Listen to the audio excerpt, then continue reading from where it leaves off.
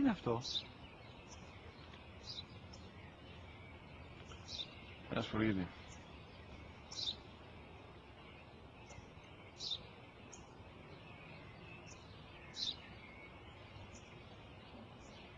Τι είναι αυτό? Μόλις τώρα στο πατέρα, σπουργίτη είναι.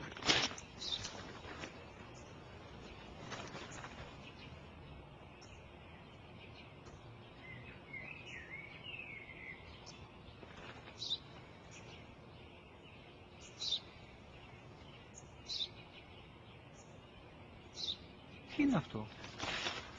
Ένα σπουργίτη είναι, πατέρα. Ένα σπουργίτη. Σπου-γι-τι.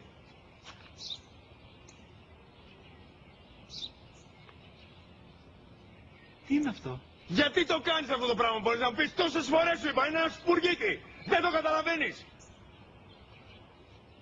Πού πας?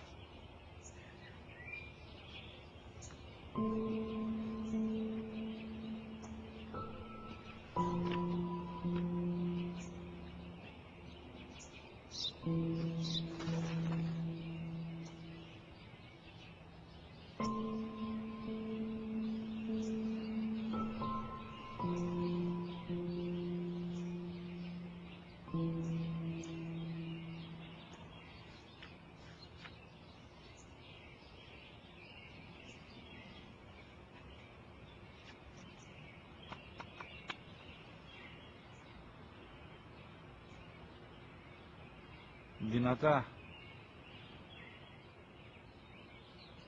Σήμερα ο μικρός μου γιος που πριν λίγες μέρες έκλεισε τα 3 καθόταν μαζί μου έξω στο πάρκο όταν ένας σπουργίτη ήρθε και κάθισε απέναντί μας.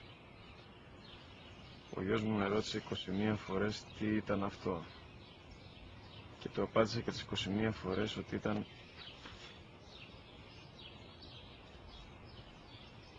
ένα σπουργίτη. Τον αγκάλιασα τρυφερά και τις 21 φορές που μου έκανε την ίδια ερώτηση, ξανά και ξανά, χωρίς να εκνευριστώ, νιώθοντας στοργή για το αθώο μου αγοράκι.